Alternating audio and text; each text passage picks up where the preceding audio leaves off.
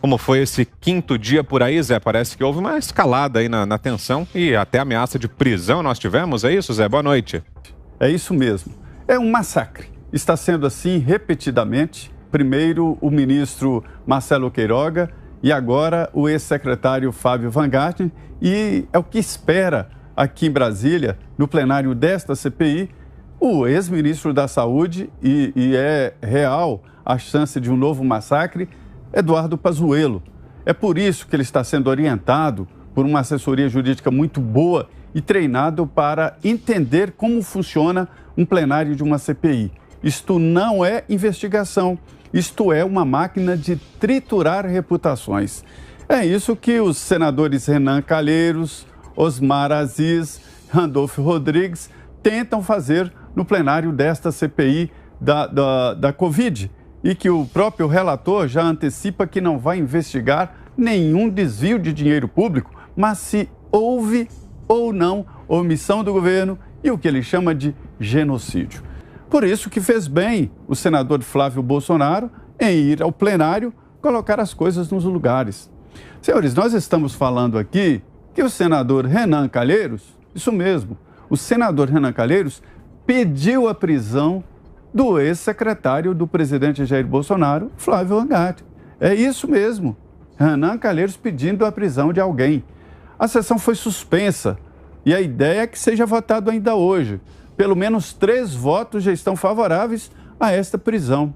O argumento é de que mentir ao plenário da CPI, que é mais ou menos mentir em juízo, dá de 2 a 8 anos de prisão.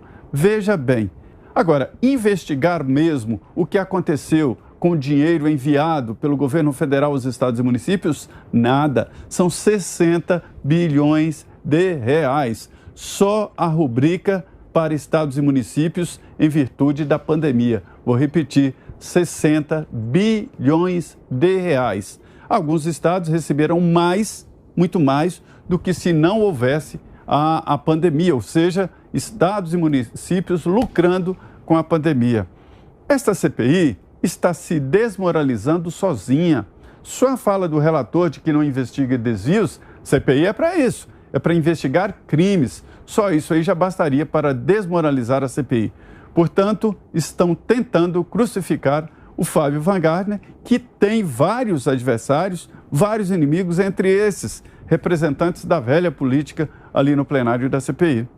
Eu quero saber se as instituições brasileiras vão ficar chupando o dedo diante dessa cena. A gente viu uma cena de cangaço. Isso aí é uma cena de cangaço. Ameaças, fala direito, senão a gente vai chegar aí e tomar uma medida mais radical. O que é isso? Isso é intimidação.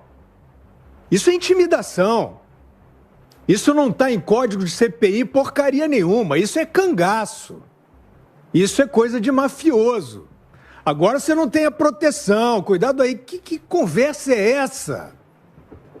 Então, bom, esta imprensa, essa ex-imprensa, ela resolveu cultivar Renan Calheiros, né? Ela resolveu cultivar Renan Calheiros. Eles estão indo, enfim, né?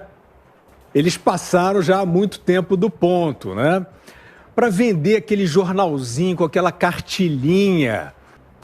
Se o Brasil Democrático compactuar com isso, ele vai ter que compactuar com muito mais, com coisas muito piores, né? Você aí que está hoje aí protegidinho, amanhã esses caras estão indo em cima de você com essa mesma argumentação, ou seja, nenhuma. Bota sentado no banco dos réus dele, que ele criou, cria a contradição que ele quiser criar e te prende.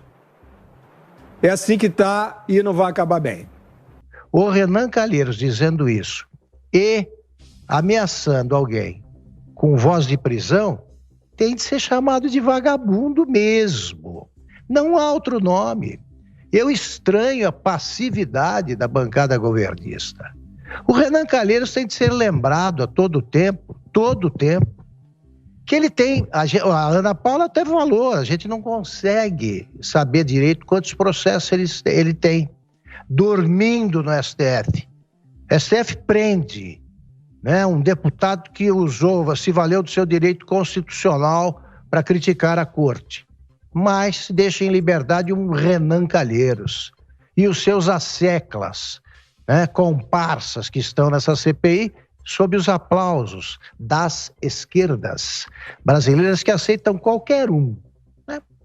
Eles são ramificações da mesma e imensa tribo dos vigaristas, né, dos larápios, dos fora da lei, que chegaram ao poder e ali ficaram 13 anos no Brasil. O povo está vendo sim o que acontece nessa CPI e sabe quem são os ladrões e os que não são. Sabe distinguir perfeitamente. E sabe que eles fazem esse barulho para tentar criar dificuldade para o governo, não vão conseguir. Enquanto isso, evitam investigar os verdadeiros bandidos que governam estados e não são chamados aí a fazer o acerto com a justiça, porque são filhos de titulares desse bando, né, reunido pela CPI. Esses sim merecem voz de prisão.